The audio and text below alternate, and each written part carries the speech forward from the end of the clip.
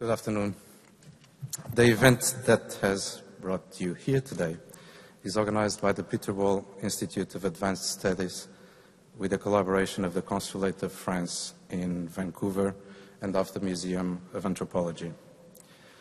This evening is being recorded by the Ike Barber Learning Center to be made available as a webcast in their respective website. At the entrance of the museum, you can leave your contacts and business cards for future contact for this kind of events.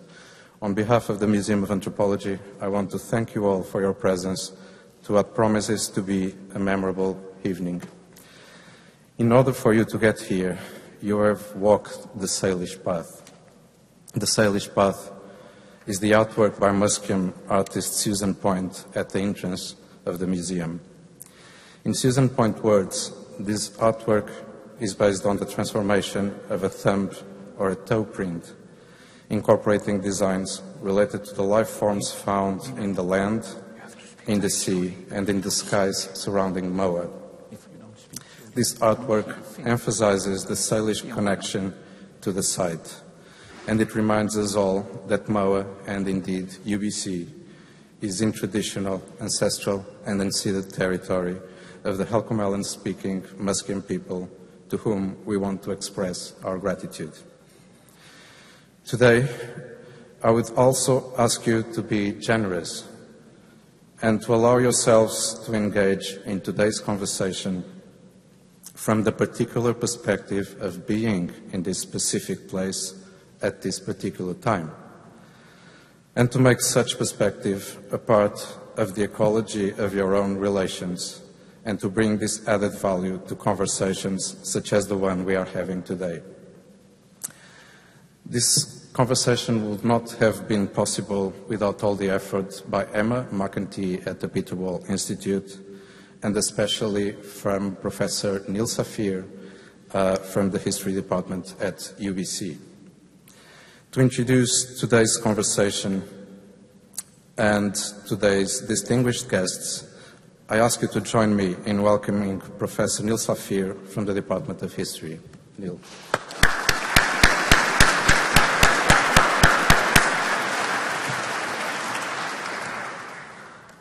Thank you, Nuno. Thank you to the Museum of Anthropology, and thank you to the Musqueam people for your hospitality tonight, as always. As Nuno mentioned, my name is Neil Safir, and I'm Associate Professor of History here at UBC, and also a Faculty Associate of the Peter Wall Institute for Advanced Studies, which has provided logistical and financial support for this event and for the extended stays of our two guests. As Nuno mentioned, this event would not have been possible without the assistance of the Museum of Anthropology, of course, and Nuno himself, and the French Consulate of Vancouver, especially the work of Reynald Belay, the attaché culturel, whose gracious and enthusiastic collaboration I've very much appreciated these last months and indeed years. Merci, Reynald. Everyone is invited to join us for a reception following the conversation sponsored by the consulate. Tonight we have a rare opportunity to bring together two of France's most preeminent intellectuals in a discussion about one of our planet's most pressing issues. For the past several weeks, UBC has had the privilege of hosting Philippe Descola as Peter Wall Distinguished Visiting Professor. Descola occupies the chair in the Anthropology of Nature at the Collège de France and is director of that same institution's Laboratoire d'Anthropologie Sociale, an institution founded by Philippe's dissertation advisor and mentor, Claude Lévi-Strauss. Initially trained as a philosopher, Philippe's work has, since the 1970s, focused on the relationship between human societies and the natural environments they inhabit, with a particular focus on the South American lowlands of Western Amazonia. But what is most striking about his extraordinary fieldwork among the Jívaro Achuar and the path-breaking research that he has carried out beyond this region as well, are the profound conclusions he has drawn about the relationship between nature and culture more broadly in anthropology.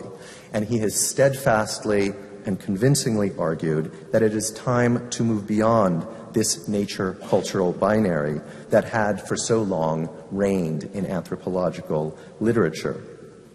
To do so, he developed a series of 4 ontological dispositions that help us to understand the range of engagement with the natural world in a remarkably diverse range of cultures. And this work, which was published in France in 2005 under the name Part de la Nature et Culture, has just been published this year by the University of Chicago Press in an English translation. So it is now available for us. He is currently engaged in a multi-year study on landscape and landscape perception, a notion that he argues has been misapplied and poorly appropriated by a host of disciplines, including, most interestingly, his own. Since this past Friday, as those of you who attended this past Monday's Wall Exchange lecture certainly will know, we have also had the pleasure of hosting Bruno Latour, professor and director of the program in Scientific Humanities and Digital Methods at the Institut des Sciences Politiques at Paris. Like Philippe Descola, Bruno Latour was originally trained in philosophy, but soon enough began to practice anthropology. In his case, not in the Amazonian rainforest, but rather as part of a French civil service mission to Abidjan, and most crucially for his work, I believe, in the Salk laboratories of San Diego. Based on these experiences, among others, Latour went on to develop a series of very influential propositions in the then developing field of science studies. Through books such as Laboratory Life, Science in Action, and We Have Never Been Modern, Latour developed in collaboration with other colleagues at the École Nationale des Mines, actor network theory, theory that had a tremendous impact in a variety of fields by attempting to diminish the separation between human and non-human actors when describing chains of interconnection and the move from experimental inscriptions to scientific fact. And Professor Latour's work deals more broadly with this interwoven and intricate relationship between science and politics. And he's, in fact, interested, in his words, in manipulating knots and, quote, untying a few strings in order to knot them back together differently. Most recently, Professor Latour has embarked on an ambitious multimedia project entitled An Inquiry into Modes of Existence, about which we will have the chance to ask a few questions in just a moment. In light of their presence here in Vancouver and at UBC at the same time, which admittedly was hardly a chance operation, we decided to bring them together this evening to build a synergistic engagement across their own distinct disciplinary and methodological boundaries. And even though Professors Latour and Descola are personal friends, and British Columbia is known around the world for its friendly culture, we even know that the buses here apologize when they are full.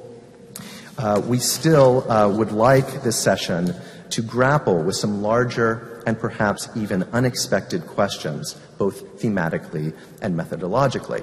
And I should also say at the outset that for this conversation, for different reasons, both Professor Latour and Professors Descola are going to be operating on territory that is not entirely familiar to them in different sorts of ways. So this really will be a kind of, there will be a spontaneity, I hope, and an informality to the discussion involving you as well that we can really learn from. For all of these reasons, we've chosen as this evening's conversation piece the concept of the Anthropocene.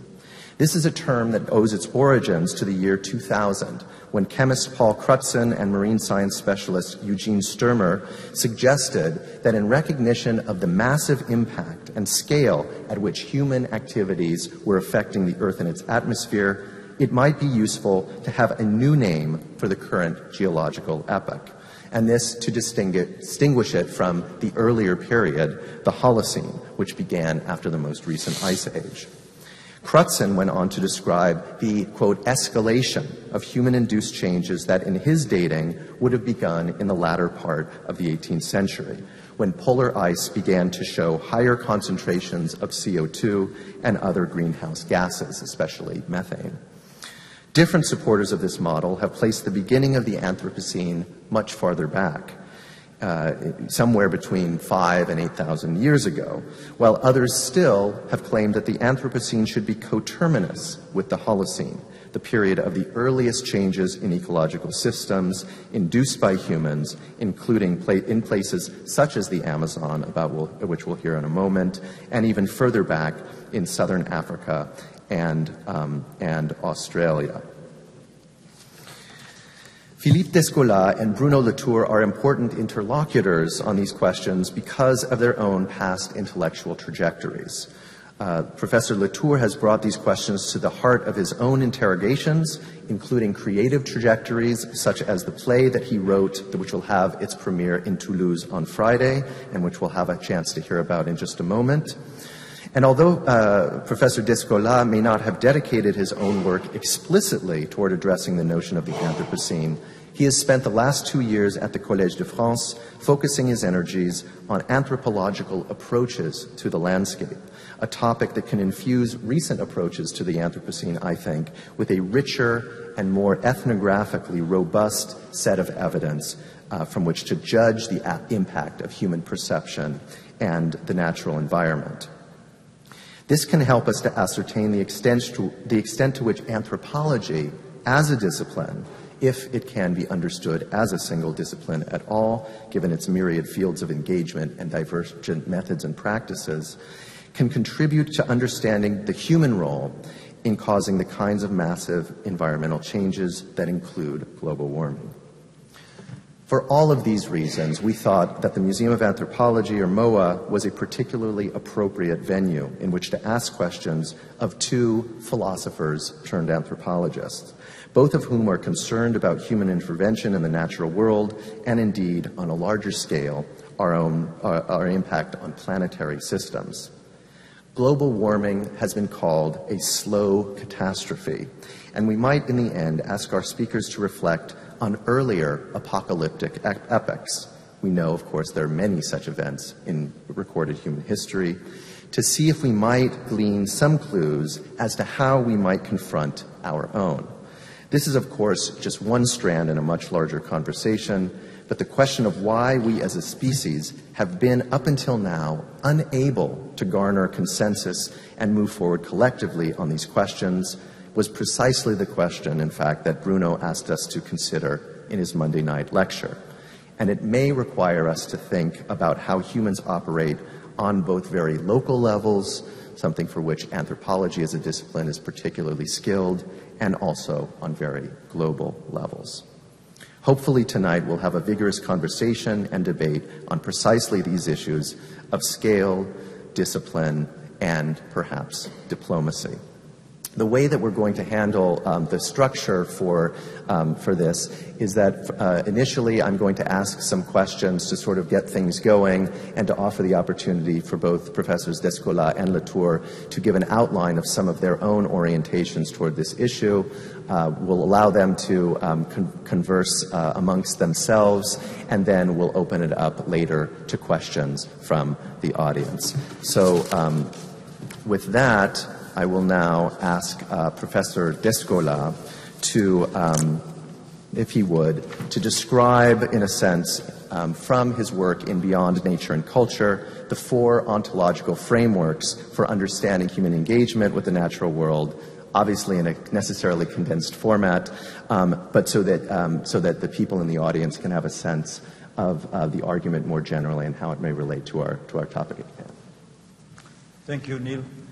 I would like to start by saying how moving it is for an anthropologist like myself, who has specialized in the study of native cultures of the Americas for more than 30 years, to be in such a place for such a debate. although I've worked in another part of the Americas, in the Amazon, I'm not completely disconnected from the ethnographic literature, at least on the northwest coast First Nations. And so to be here is a little bit like being back at home. And for this, I would like to thank the Museum of Anthropology, the Peter Wall Institute and French Consulate who have made this interaction between Bruno Latour and I possible. I would like also to say that we have been having an ongoing conversation with Bruno Latour for many years because we are both interested in the same general problem, which is to describe, qualify, and account for complex sets of interactions between humans and non-humans. Although we have been looking at these interactions from very different point of view, as Neil Saphir, as you already mentioned, Bruno, more or less at the same time, Bruno was starting his ethnographic inquiry at the Salk Institute into the laboratory life, and he found out that scientists, in spite of what they are publicly saying, were in fact constantly mixing bits of nature and bits of culture. I was at the same time in the Amazon, in the Upper Amazon, and I was working with a native society, the Achua, who had accepted the first peaceful contacts very few years before. And I discovered also, my ambition at the time was to analyze the relationship between this society and its environment. I realized also that the notion of nature and culture was absolutely senseless to make some sense of what these people were doing when they were interacting with the non-humans around them. And so we started from a very different standpoint, and we've been trying to understand what each other is doing ever since. And to answer your question, Neil, I would have to go back to this basic thing for an anthropologist, which is the triggering experience of ethnography. When as I said, with Anne-Christine Taylor, we spent several years with the Achua, and I had started with the idea that I would study the material and ideal dealings of the society with its environment, how it adapted to a specific set of constraints and a specific ecosystem. And I ended up my study by being convinced that not only these people, and I will return to that later, created in large part its environment, but also that this environment was not at all an environment in the sense of a background, a backdrop, but it was a series of partners with whom the Achua were constantly engaged into a dialogue. And this, of course, traced the way, or paved the way for the research program that I've been ever since developing, which is to try to understand how humans interact with non-humans by getting rid of this category that we have inherited from our philosophical and modernist past, in particular these notions of nature and society, or nature and culture. So, as some ethnographers do, I maintain the ethnographic contact with the Achua, but at the same time I embarked on a large comparative project where I tried to, by reading the ethnography of my colleagues, to elaborate or pinpoint some kind of specific systems of continuities and discontinuities that people perceived between themselves and the beings that were around them. And the result of that is a fourfold form or system, which started in fact from the reflection on the Achua, who tend to attribute an agency, what we as anthropologists translate as a soul, to most things around them. They detect a sort of intention in most of the things around them, and so entering in communication with these beings with all kinds of devices I won't enter into. At the same time, they had the idea that every species, by species I mean every distinct form of life that has a morphological consistency, had its own world. That is, that the interaction between a species and the world was geared onto specific biological aptitudes of these species. So it's an idea that was very much like the Jacob von Uexküll theory in ethology, whereby an animal is connected to the world by certain elements of its biology, although of course the Atra wouldn't think in terms of biology. And this opposition between the general idea that there are intentionalities everywhere in the world, but that in fact every form of life is segmented. When discussing it with colleagues, in particular with a Brazilian colleague with whom I've been also exchanging over many years, Eduardo Viveros de Castro, Eduardo told me, well, you see, it's exactly the contrary to what we do in the West. In the West, we tend to restrict our interiority, the soul, subjectivity, the cogito, etc., to humans. But at the same time, ever since Descartes, of course, and the theory of the animal machine, we tend to see humans as being part of a wider form of physical life, which is ruled by the same laws of physics and chemistry. So there were two different forms of detecting continuities and discontinuities between humans and non-humans.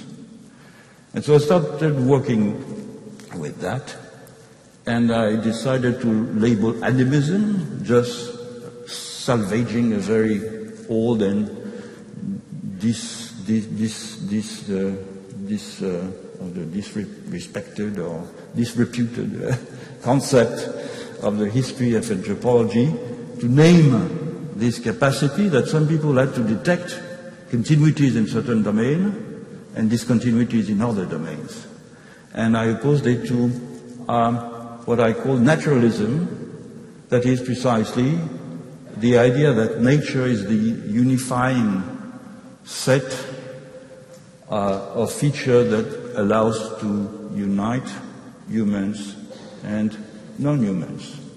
But there were also other forms of continuities and discontinuities, and these were predicated precisely on this ability that I surmise humans have of detecting discontinuities and discontinuities by using the perception of their own person as being constituted of mental states and physical events. And so another form would be where all beings share certain features which are both moral and physical. And this is what has been very well described in Australia for Aboriginal people, who within each descent group, each totemic group, surmise that they possess, with other beings in the world, with a set of humans of course, but with other beings in the world, certain features, sometimes defined physically very precisely, the form of the hair, the color of the skin, etc., and moral features also, what we define as moral features, being alert or rather slow, being witty or not, being bulky or rather elongated, etc., And other groups, which also are composed of humans and non-humans, have different features. So within each of these groups, there's a conflation of these qualities. So it's another way to detect also continuities and discontinuities, and they supposedly are coming from a prototype, which is the totemic being, the being of the dream time, which transmits. It's not an ancestor in the traditional sense. It's really a prototype. It could be considered as a sort of a template that transmits these features from generation to generation to humans and non-humans. And of course, there's a fourth form of detecting continuities and discontinuities, which is in fact to emphasize something which belongs to the common experience of every one of us, which is that everything is distinct in the world. Nothing is similar. So the world is composed of singularities. But such a world is unthinkable and unbearable. So in order to get to grips with such a world, you have to find some forms of correspondences between these divided elements. And this I call analogism. Why analogism? Because analogy is the usual form of reasoning which allows one to find these correspondences between different elements. Although analogy, of course, is standard in any human being and any culture. But in this specific respect, analogy becomes a central obsession. So these are cultures that are, or what we usually call cultures, that are common in Western Africa, in the Far East, in Mexico, in the Andes, etc. So this form of detecting continuities and discontinuities are not classifying machines. They are what I call modes of identification, which allow to build models for interpreting ethnographic realities. And these ethnographic realities, I chose to call them ontologies, in the sense that by the word ontology, I strive to go to a more fundamental level of understanding of what these different set of cultural features are, in the sense that, and this is something that we share, Bruno, Latour and I have come to think, as an anthropologist, that categories, not only like nature and culture, but also society, history, art, which have been forged in the trajectory of our own development as reflexive tools to understand what we are in the West, are completely inadequate in order to understand or to account for other forms of collectives. So I borrowed the word collective from Bruno Latour precisely in order to define specific sets of aggregates that would not be societies in our sense. The society is a collection of humans which define itself by differentiating from other collections of humans and from its environment. That's the standard accepted knowledge that we teach, that we've been teaching. I don't teach it anymore, of course, but that we have received wisdom in departments of social sciences for a long time. I was just saying that might be a good segue to ask, moving over and talking about collectives and talking about binaries and talking about sort of a shared set of methodological assumptions. We can have Bruno react to anything that Philippe has said on that score. Thank you. Well, first, I'm not at ease in this museum, contrary to Philippe. And contrary to Philippe, I'm not really a scholar. I'm an amateur anthropologist, probably the sort of people who would have brought in a museum like this in the old days a few objects that they would have donated to the real professional. And Philippe is a real professional of anthropology. So I'm intimidated by those poles around me, and I'd like to draw one, so to speak. And we are interested in collectives, as Philippe mentioned, which is clearly not society.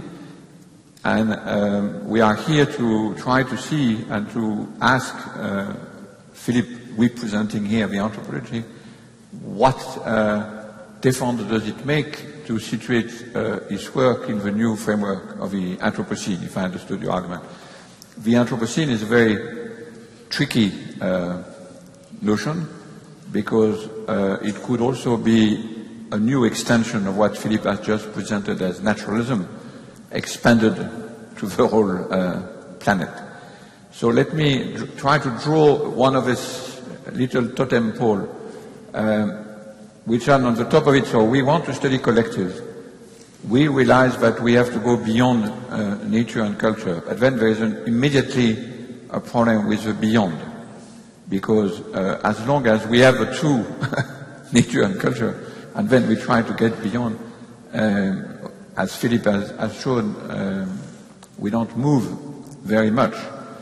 We can do a dialectic, we can do all sorts of little tricks.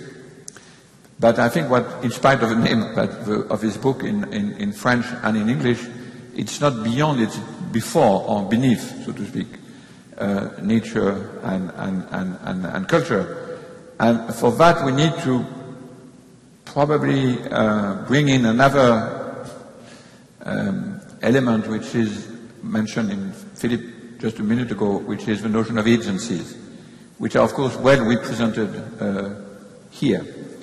And the sort of connection which I think is important before we assess the originality of the word Anthropocene is to try to see if the Anthropocene designates an extension of naturalism to the planet, including the humans. And that's, of course, a temptation when we see the human as a geological force. So to use one of the repertoire of those things here, it will be the human painted or metamorphosed into a geological force, like a volcano, a sediment, a storm. And of course, in terms of energy developed by both, they begin to have some sort of similarity. This is what the Anthropocene concept is about, as you reminded us at the beginning. That is, it's not a large nature and puny human. It's now something where the order of influence and action is somewhat similar, at least comparable. And that's introduced a very new and very important twist in the notion of agency, because agency and that's where I think there is a friendly and long and interesting conversation between anthropology of science, if I can use this denomination for my little field, and the real anthropology. I think Philippe introduced, in preparing for this meeting, the notion of interagentivity. The term is not fabulous, but it describes something which is very difficult to describe in terms of nature of culture, even beyond, which is beneath. So, for instance, if you read a scientific paper, it will be full of agents doing all sorts of things in the development of a scientific paper itself. So there will be a lot of agentivity in the beings which are mobilized in the scientific paper. And then there is the official version of a scientific paper, is that it's a causal relation. And here, when you say it's a causal relation, the agentivity is lost, so to speak. So one way of approaching this question, we're trying to move inside the interagent, the swapping of property between agents, could be a way to describe many of the things Philippe describes with the four table, but it also be useful to describe a lot of the scientific practices itself. That is, the the shift of property among agents in science and the shift of property among entities in many of those situations that are surrounding us is not unrelated. So it's not that there is the science of objectivity here, and then there would be all sorts of other ways of doing or thinking about agent there. So there would be a multiplicity, or at least four modes here, and one mode here. It is that the extraction of the agentivity by the scientist and the invention that goes in it is not unconnected with the extraction and pluralism of agency that we observe in the anthropological literature. So it means that there is one way which is to go beyond, and there is another way which is to go before. And the word I use to describe this situation is sort of like metamorphic zone, which is essential for scientific practice and also essential for lots of other practice. So it's a way to try to get at the metamorphic zone is a way of testing this notion of Anthropocene. Is it? So the question is quite simple.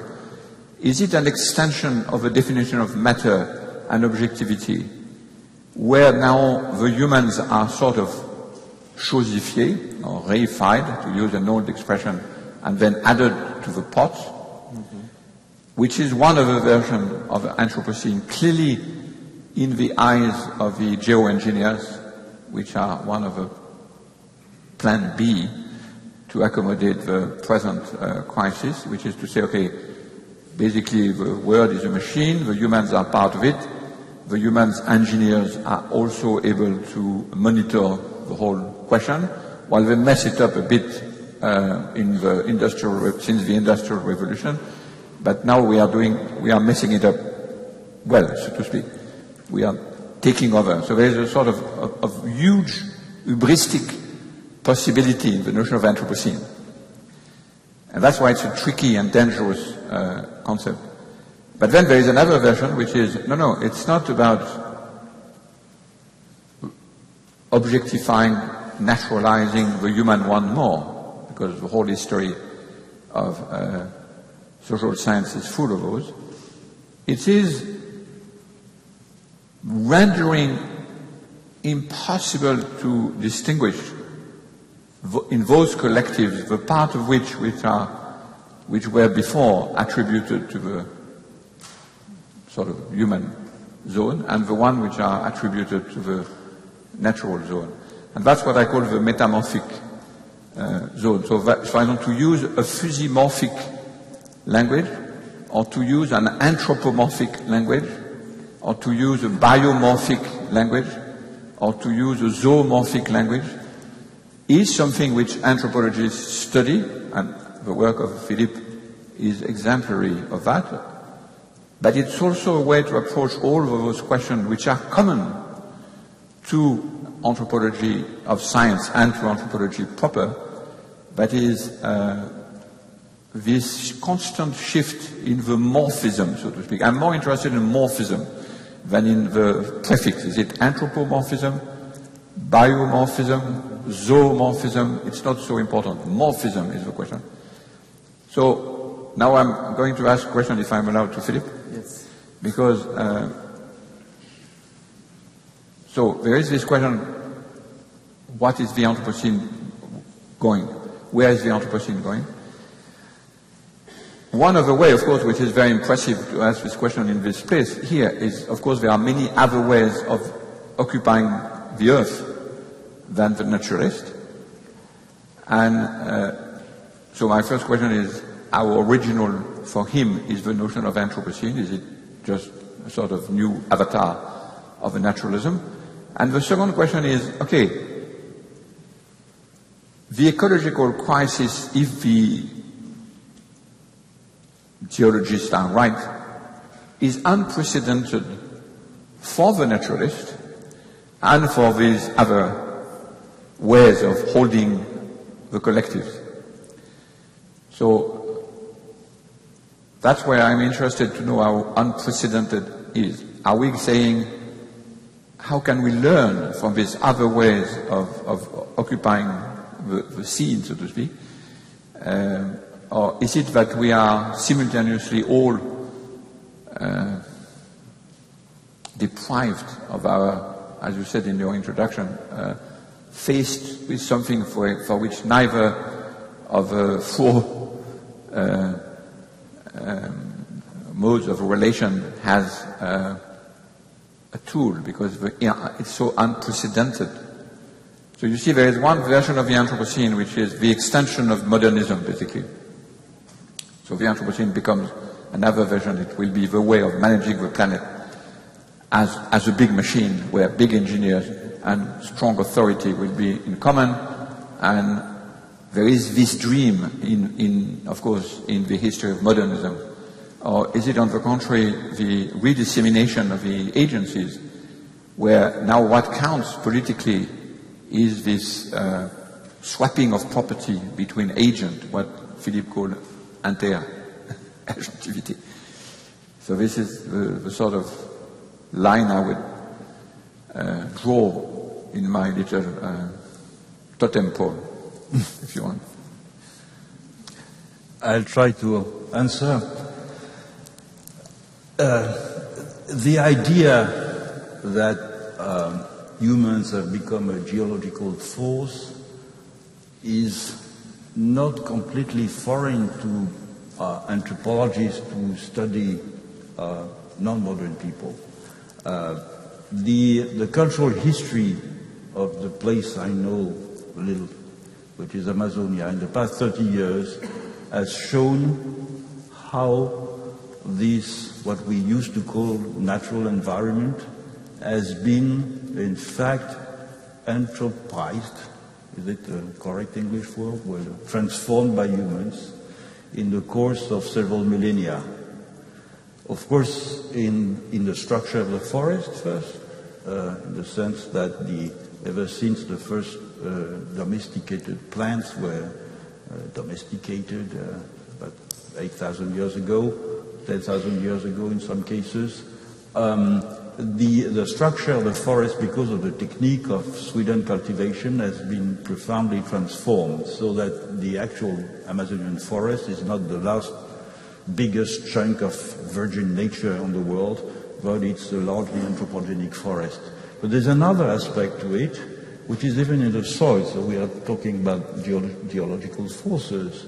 In the soils, the population that occupied Amazonia at the time of the conquest were, as you know, much more numerous than they are now.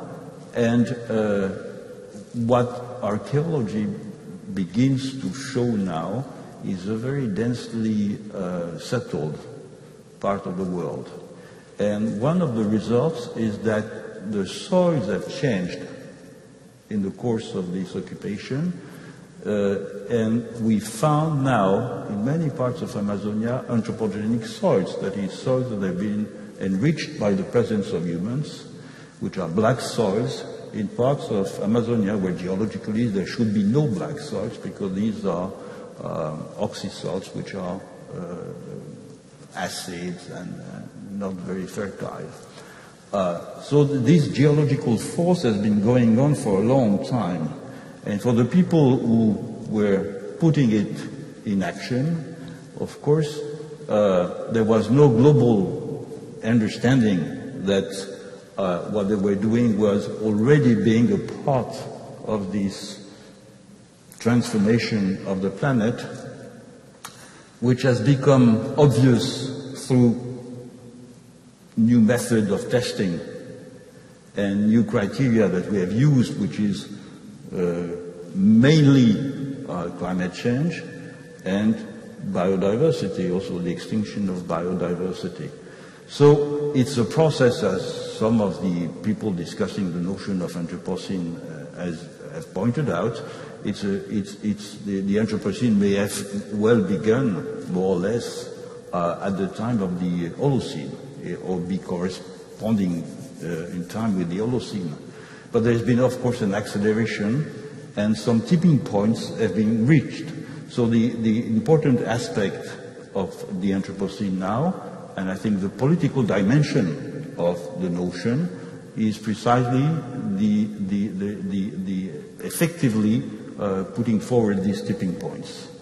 And in that respect, of course, we are moving from a local apprehension of interactions between humans and non-humans to a more global one, into which the kind of universal assessment of what's going on is obviously an inheritance of a naturalist paradigm.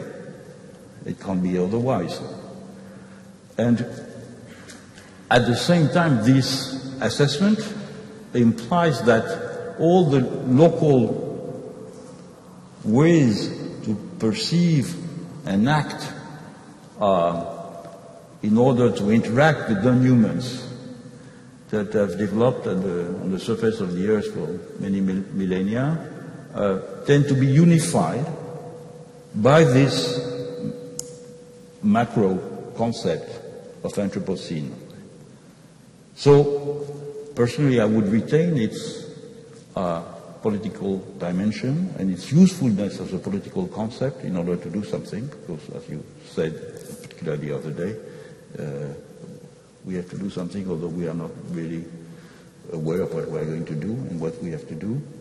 But as a descriptive concept, I think it overshadows the diversity of experiences of interagentivity, precisely, that have developed in the course of the millennia.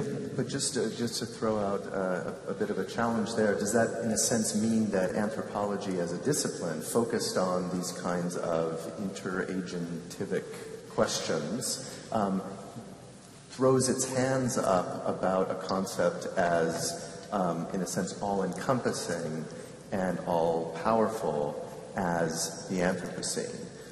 Is it possible for the work that anthropologists do in this very, thick descriptive vein to contribute to something that is so deeply political and perhaps goes outside of the ability of disciplines to do it? And that, in some ways, this is really kind of where I hope we can get to by the end of this conversation, is what can academic disciplines that are confronting these kinds of questions, how can they intervene? I mean, this is a lot of questions that you've been asking as well.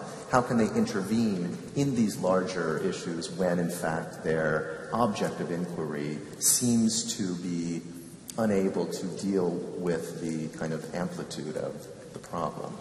Well, I think we have to be more precise about what anthropology means. It's a word that has been preempted by many disciplines. In fact, I'm not saying that that's the anthropology of science, but everything becomes anthropological.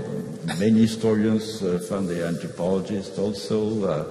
Art historians do anthropology of art, etc. And I think there's a confusion between a method, which is the ethnographical approach, which is a very valid method it's a style of knowledge which produces remarkable results, and the anthropological project, which is trying to account for systems of difference that make sense and allow us to understand the variety of life forms as perceived and acted upon by humans. And so I'm dreaming, I have a dream of a science, that precisely a science of interagentivity, which has been envisioned by some pioneers like Gregory Bateson, for instance, which would be very far from the actual anthropology, which is mostly what is called anthropology in most places is a very generally good ethnographic descriptions of local realities with very little overarching concepts behind that. And I'm dreaming of a science that would precisely be de-anthropocized, and that's what I'm working at, as Bruno also in his own domain, that is trying to give more precisely agency, which is, anthropologists or ethnographers, let's say, observe when doing fieldwork with non-modern societies the importance of the agency of spirits, of images, of heraldic masks, everything. And at the same time, they used to describe that the most common and classical naturalist concepts, which are completely unable to describe that. So we have to reform completely the concepts we are using, not taking into account the very rich and long experience we had of trying to understand, make sense of non-modern forms of seeing the world, so as to be prepared to deal with new forms of interaction, of hybridity, of complex construction of humans and non-humans that were not traditionally envisioned in, for instance, the four forms of ontological continuities and discontinuities are set forth.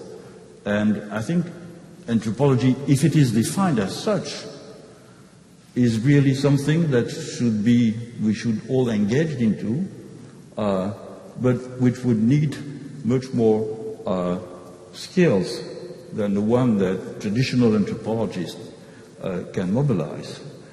We need the skills of ethologists, we need the skills of psychologists, we need the skill of many people in order to build this science of interagentivity, which will perhaps allow us then to grip. I'm not saying that we have to build a science to solve climate change. No, it never works like that, of course. But building this new kind of science would give us at least the impression of having a firmer grip on what's going on than the actual division, especially the actual division which has no sense between the science of nature and the sciences of culture. You're at the beginning of a very large project where the methodology is crucial to approaching these kinds of questions.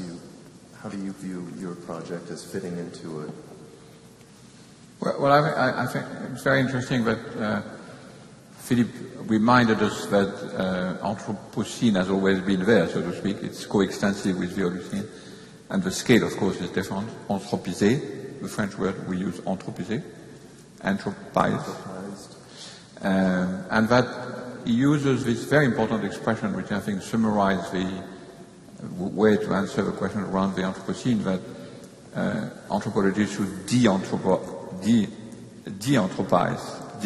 This is the expression you use? De-anthropocentrize, which is a terrible word. And that, of course, that's the key issue, because this has been done in the past by naturalists, and when we say de-anthropize, it meant objectify with a certain idea of what the natural sciences were.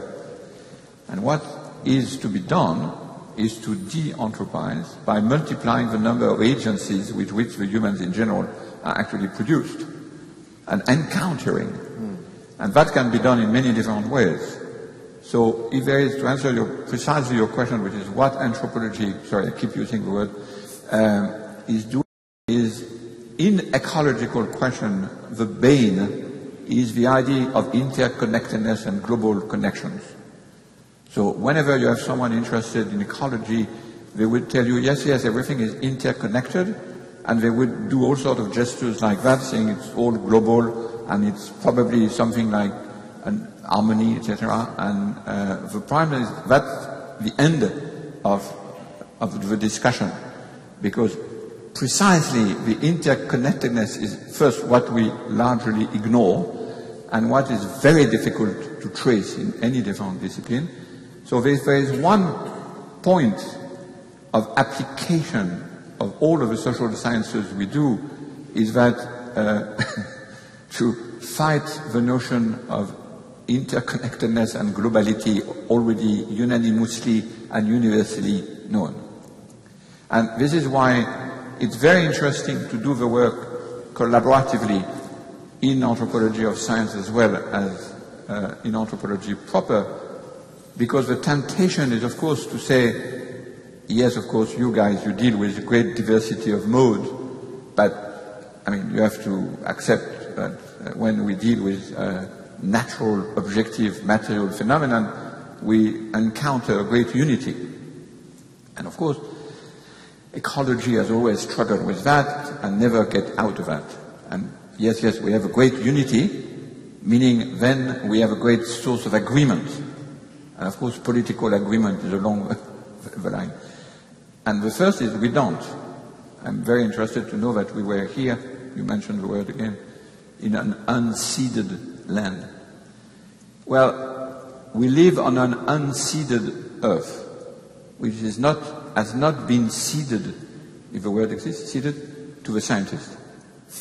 Or more exactly, no scientist can actually take over define the agencies with which the word is produced. It's not an anti-science point.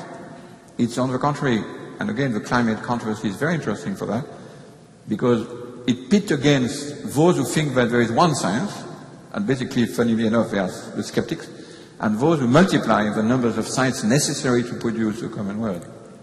So that lesson resonates exactly in the same way in the most advanced anthropology, the multiplicity, and in the most advanced and objective science. What has been withdrawn is the notion of unity, because the unity is a political concept. It's not a scientific concept, and it has to be produced by a collective process, which is, of course, another matter. So I think it's quite interesting to see that this notion of multiplicity of agency is actually a way to not only not being intimidated by the universality, which is used as a background to have a foreground diversity of humans, but that if the slogan is de-anthropologize, it's a good definition of the Anthropocene, because after all, that's what the Anthropocene is. We are collectively made of geology, of clouds, something which is, if you hear it, will not be completely incompatible with many of the people who build this thing around. Yes, we are made of all these things.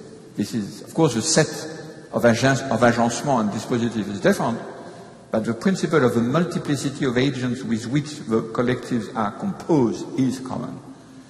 So there is another universality, in other words, of the poem, which is not the same universality as those of the naturalist. And if there is one place to explore these things, it's in a museum like this, where the subtle diplomacy of all the different nations and their respect for the different ways of handling the question is admirable. So in a way, if we have this museum plus a museum of science under the same building, it will begin to be a good version of the Anthropocene, with a diplomatic skill in the middle. And of course, it's rare, because the science, I don't know if there's a science museum here, but it's somewhere else. The sciences are on the far side of the campus. Okay, that's the point. Safely distant. In the spirit of multiplying the agency, I think it might be an opportune moment, unless you want to comment briefly on what has been said, to allow people in the audience to ask any questions on the myriad topics that have merely been opened up briefly here already, for those who dare.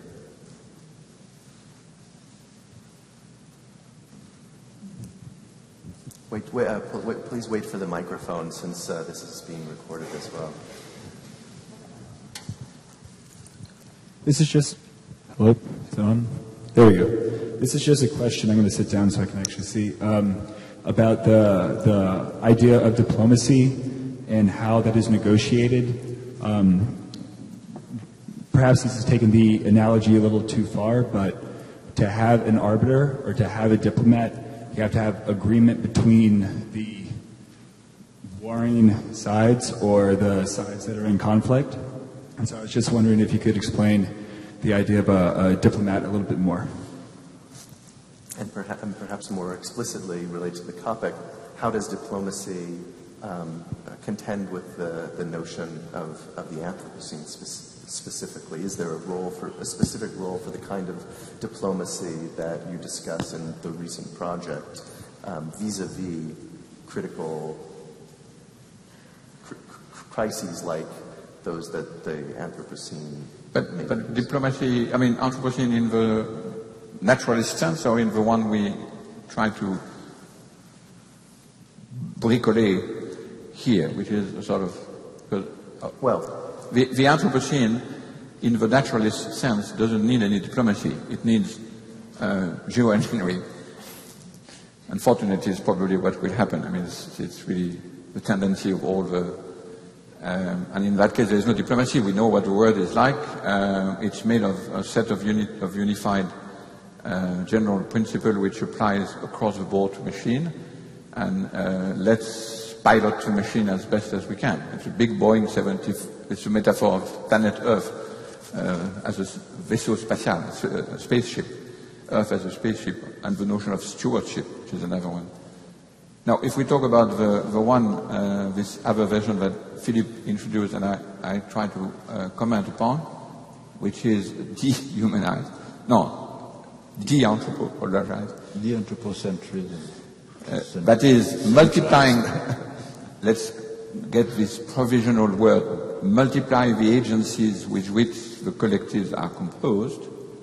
The diplomat is the one who tries to build this middle ground in a situation when there is precisely no unity and no eco-unity, which is usually the way it's done, that everything is interconnected and there is one big global Earth.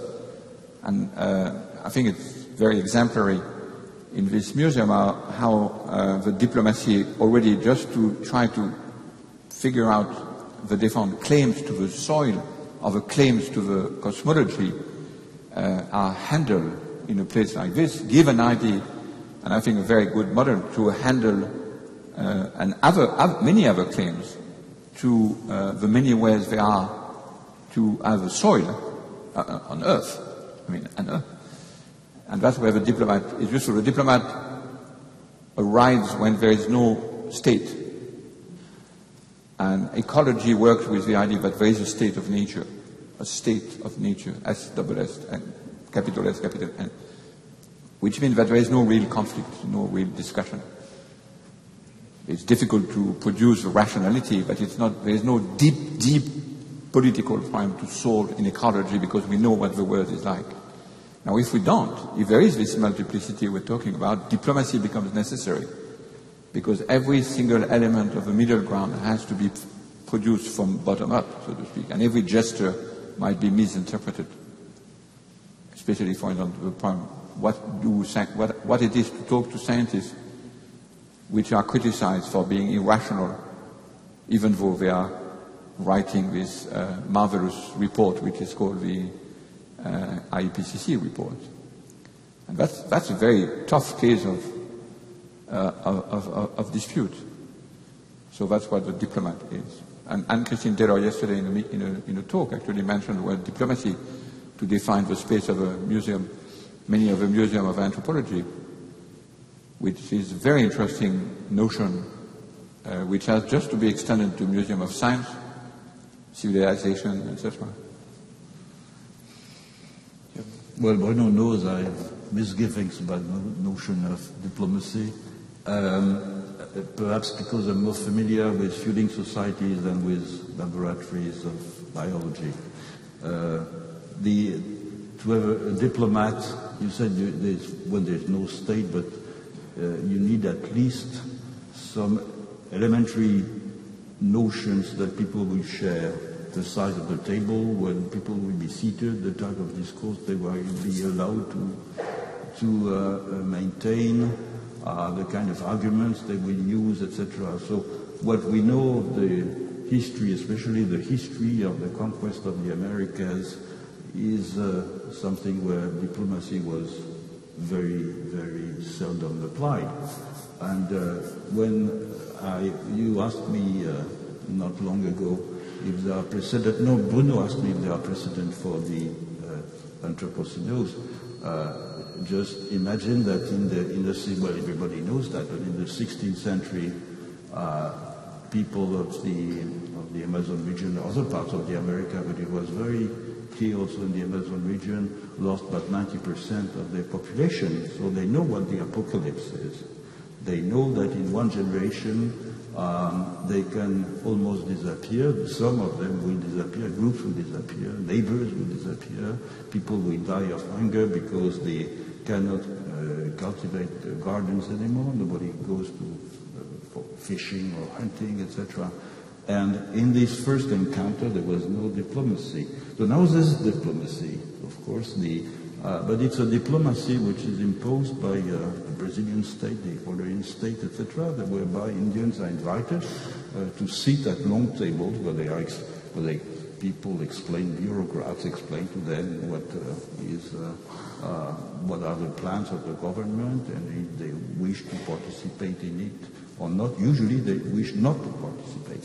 They wish to opt out, and they wish not to enter into diplomatic protections. So I think you have a very optimistic way of putting things when you use this. I understand it's a diplomatic metaphor, but I think that power relations, conflicts, are perhaps a motor that will be more powerful in shaping the face of what we are to face precisely in the decades to come than diplomacy. But it's an old discussion that we have. Well, and that also brings us back to the question of the scale at which human beings are able to sort of operate and function, and the extent to which, I mean, the arrival of the state to sort of negotiate on behalf of its people, or to have intergovernmental agencies that are functioning on a much broader scale, in a sense drives against the idea of the kind of interagentivity that we're talking about between objects or people on a much smaller scale, and our inability as humans to necessarily empathize with anything that goes beyond a very restricted range of sentiment and emotion may also be playing a role in doing that. So I think the question of scale is very significant here in terms of assessing the possible ways out of that issue. Well, you want me to disagree with Philippe? What people it's another way of asking. So I re-ask my question, which is yes, of course, diplomacy is understood as a very peaceful solution. It's ridiculous in a situation of hard conflict. But I was interested in precisely the novelty of the situation. For example, as you know, much better than I do, many of the Amazonian Indian, and you know that as well, are organizing and using a lot of the political ecology theme in order to fight for several of the problems of conservation, etc. And they are portrayed back as people who conserve an untouched forest. So now we have a nice situation here, which is people say, no, we are not conserving an untouched forest. We have transformed it. We have been, as you said, being transformed for millenary, and we are as interested in the artifactualization of the landscape as you, but we don't want the same artifact. So that's another situation which is where we can imagine. I'm still answering your question of what the anthropology is useful in practice. Well, you don't have to play the role of the good Indian, which is the one for ONG, non-governmental NGO, sorry, the sort of good savage with feathers in order to fill in the slot in defense of nature, fights on a different ground, which is, yes, we have transformed entirely this place. So it's not nature versus wilderness versus industry. It's two different ways of artifactualizing, if you can say that. That's the sort of thing I'm designating with the word diplomacy. That is a situation where the multiplicity of the ontologies allows another encounter, which of course a new encounter. As I know from your people, the Ashwa, they don't want to discuss with me about ecology and anything. They just want to get out. Okay, but the ecological crisis is there for them as well as for us, even though the responsibility between me is not too much, but I mean, you, American, bigger for you than me. We need only 2 Earths, we need 5, and we need 0.2. Even though responsibility is different, the problem we confront is the same. Or at least is being slowly built as being one problem. It's different. This is where diplomacy enters. It's not, there is one big problem, which is the global scene, because the globe doesn't exist. And the globe should not be mobilized here. There is no globe to be mobilized here. It's too fast. Let's slow down. It's not global. It's another way of producing connection. Well, it seems to me that, just to follow what Philippe said, people who say, we have transformed this Amazonian landscape for millennials, so we are not playing the role of a good savage, may allow, it's a diplomacy, so there's no way to solve the question in advance, may allow a different take between two people who have, two sorts of people who are all for artifactualization, realizing artifact, but in a very different mood. That's what I mean by diplomacy. It's a novelty for people confronted with a new threat, where the task of anthropology to multiply the world, that is the agency, may open configuration which are impossible when you have defense of wilderness and industry on the other. We know that that goes nowhere because industry always wins. Does that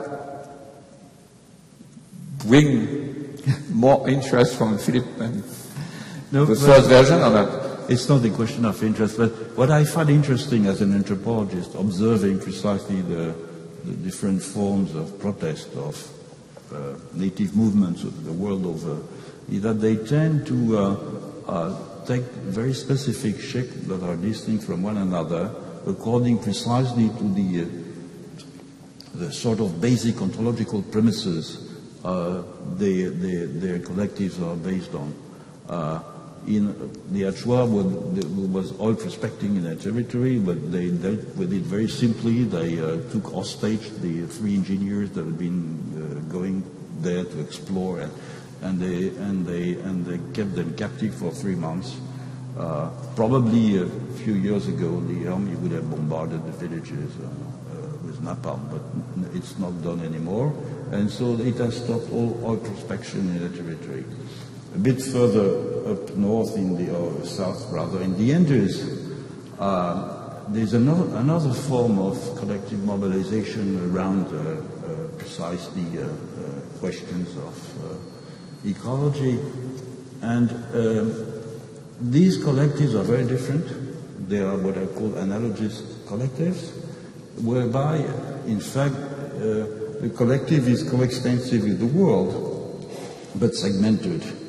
And it's formed of human segments and also natural segments, river, lakes, mountains, etc. And here they had demonstrations against the fact that a mining company would start mining at the foot of a mountain, not because it would pollute the rivers, or because it would, they would impinge on their territory or whatever, but because this mountain was a part of the collective, and as such didn't want to be disturbed. And so the human segment protested as empowering, I'd say, the mountain as another element of and I could multiply examples such as this. And I think there's no diplomacy in the traditional sense that or even the non-traditional sense that you mentioned here, but a wide diversity of way to make understood to naturalists in particular, these complex forms of interagentivity or interaction, or whatever, between humans and non-humans. And this probably is going to last for some time, and I hope it will. And thinking of a unified diplomatic service that would deal, or that would not, no, I'm pushing too far, but that would be in charge of negotiating all these settlements seems to go against what is in fact happening and what is extremely interesting, which is a huge amount of small reactions that take very different forms, that are very difficult to understand for naturalists, such as the litigations here, the litigations in British Columbia or in Australia for that matter, which are based on the British common law,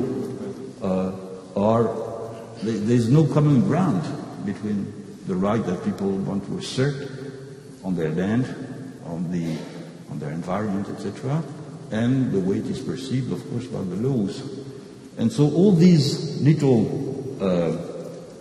confrontations are interesting in the sense that they puts or restores some diversity to the composition of the world, or at least make obvious to the naturalist that there is diversity in the composition of the world, well, exactly. For the more clear-sighted. The example you gave is exactly what I mean by diplomacy. The point that it becomes diplomacy once they meet a naturalist, which is not saying, but all of those are cultural, strange, irrational ways of dealing with the thing. And that's diplomacy, because diplomacy is a term to say of these examples, which are precisely the one I'm interested in, building the thing from ground up without any sort of general features, which were impossible to recognize before because they were immediately framed as subjective ways of handling something which is already settled in advance by the naturalist, because it doesn't deal with the ontological characters of what the world is like. So I agree, it's exactly the sort of example which you know much better than me, which I would define as the source of the diplomatic encounter, but because here it's whatever concept to answer the question is that it is diplomat rise when there is precisely no referee. So the naturalists enter into the situation of diplomacy when they hear the stories that you say as multiplicity of ontologies. Not, you do very strange ways there, but the thing is already settled. Sorry, we know what the world is like. And that's where anthropology as a political dimension, I think, is very important, because it precisely characterizes this situation as being worth a diplomatic effort, and not just the encounter between a question which is already settled, which is, of course, the danger of naturalism. The world of object is actually already well known. So I don't disagree. I understand better what you mean by diplomacy, but then I doubt that the word would be entirely adequate. So we disagreed for a while. Yeah, that was enough time to fit. Yeah, so we have a question over there. Hi. Can you hear me? Yeah, for sure. Actually, it's really interesting right now as we sit here underneath these totem poles, the ancestors, the people who make these totem poles, their descendants are now fighting the pipelines that are proposed for the northern BC. And you talk about diplomacy. They find any way possible. I mean, it's been very interesting to watch, and actually in the last week and in the week to come, we're going to hear a lot more about this. So here we are, right here in British Columbia, experiencing exactly what you're speaking about. But it seems to me when we look at these figures, these frogs and ravens, these real creatures, these cedar poles, all of us on the planet had ancestors that did this kind of multiplicity, that had these forms. So surely we should be able to recreate that, even just at an individual level, and make it a positive thing, and slow down the very quick force of the Anthropocene at the moment. Would you say that that's possible? Big question. I would say it's very optimistic. And the fact that people live in, each one of us, we live in different worlds at the same time. So we may very well come into this museum and be moved, admire these artifacts, even begin to understand what they are about, and at the same time pursue a very different agenda in our professional life, which is entirely disconnected from this. So this multiplicity of identities that each one of them hosts renders this form of clear-sightedness that you wish for, a little bit dubious in my, but perhaps I'm utterly pessimistic. What do you think? I have lots of trouble with the acoustic, but It's the optimistic scenario to you. Well, it's hard to be optimistic right now, but I think there's one of the arguments is around this notion of global. The globe is always achieved too fast. It's globalized too fast. So the more there is occasion to stop or slow down the globalization, that is the idea that there is this general interconnectedness which makes that everything is linked. Every time this is slowed down and that the multiplicity of agencies is allowed to be foregrounded, and it can be done by many other resources than intellectual inquiry.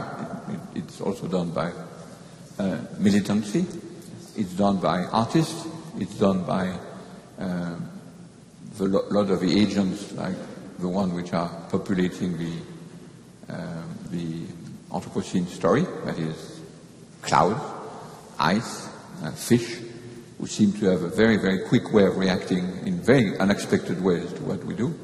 So every time we learn of a new, I'm a disciple of John Dewey's argument about the unintended consequence of our action, and that's where the public and the politics erupt. So I think one way of being optimistic is multiplying the unintended consequences. Because there is this conflict in ecological issues. We are always talking about the interconnectedness. This is supposed to do politics, but politics is about the unintended consequence of action. So there's always this contrast between a political urge of a global and a political practice which goes exactly in the opposite direction, and the two clash. So the optimist scenario is that every time we stop the global to globalize, it's good. So one way is to do the thing that Philippe described, but of course the other way, and that's completely new in a way, is to get at the sciences themselves, that is to insist on the multiplicity. And when I say science, science and technology is. So if only the two could be sort of the two movements of multiplicity and the difficulty of composing the common word was brought together, we would have, I think, pretty strong attach. So it would be another way of defining the university. It would be the diversity, public diversity, and not public universities would be a way to frame this. I don't know if you can be optimistic. I invited in Paris a guy called Clive Hamilton, who is a philosopher of ecology, who wrote a book called Requiem for a Species. And the species is us. I mean, you. I mean, me. So, I mean, all this literature is not terribly optimistic, man. We have to cope. We have time for one final question. Yes. Thank you. Thank you for your wonderful discussion about this very interesting concept. I went to your talk on the other night, and I'm just wondering about the geopolitical dimensions of this concept, or the geological political dimensions. You gave a graph where you showed that when you were born, the amount of carbon in the atmosphere was, had quadrupled in the last 50 years. Can you talk closer to the microphone? Oh, sorry. Thank you. This concept that has an intention to describe also has a consequence of being co-opted in the sense of if we're farming the earth, we can geoengineer our way out of it. I'm just wondering what the thoughts are about bringing this concept forward in the context of ways it could be linked to, oh, well, people transformed the Amazon 5,000 years ago. Well, why can't we deposit a bunch of iron in the ocean off of Hawaii and fix our ocean circulation issues? Well, actually, the guy I was mentioning, Clive Hamilton, who has written one first book, Requiem for a Species, has written another one on geoengineering. And the second one is even more frightening than the first, because he goes for all of the plausible solutions, and many look completely crazy, but he used them as sort of completely matter of fact. And every one of them seems like a huge catastrophe ready to happen. And at the end of the book, unfortunately, he says, well, yes, but this is plan B, and plan B is much more probable than plan A, which would be, we would do something about it. So there is a danger in the notion of Anthropocene. I mean, it's not a stabilized concept. It's not even a voted concept. They didn't vote, the geologists who invented it, because they are very well aware of the sort of sticky nature of this concept. It's why it's interesting for us, because it's like Gaia. It's so unstable, and it goes in all sorts of directions. Like all the questions we developed tonight. I mean, they can very easily be a new naturalism, even in naturalism diplomacy in a sort of sense. But on the other hand, it can go in a very different direction if we do our job right. If I understood the question. Okay. I want to close, first of all, by thanking all of you for being here, and again to thank the Museum of Anthropology for hosting us, and the Peter Wall Institute and the French Consulate for supporting this event. And I wanted to, and of course to Philippe Descola and Bruno Latour for joining us in what was really a kind of interrogation of a concept that could have relevance for the kinds of issues that we're facing in the future. And I wanted to end with a quote by Deepesh Chakrabarty, who wrote a very important article that has been oft-cited and has served inspiring about climate, the Anthropocene, and the challenges that such a concept makes to the disciplines. And he himself feels quite challenged by a lot of when he puts it into his own perspective as a historian and trying to understand what the appropriate subject is for an issue like as complex as climate change. And in addition to asking that we rise above our disciplinary prejudices, he also writes that, and I quote, "The current crisis has brought into view certain other conditions for the existence of life in the human form that have no connection to the logic of capitalist, nationalist, or socialist identities," close quote. And I think for a historian to acknowledge that these traditional categories about which so much has been written and through whose lens so much has been analyzed seem to be in many ways incapable of mapping on to the kinds of complex questions that we face as a species and as inhabitants of this Anthropocene, encourages us, I think, to continue to have conversations like this, even though they may bring us somewhat outside of our own disciplinary comfort zones, but hopefully together in such a way that we can work toward responding in some ways and seeing our disciplines and our non-disciplines as a way in which to do that. So please join me in thanking our guests and join us for the reception.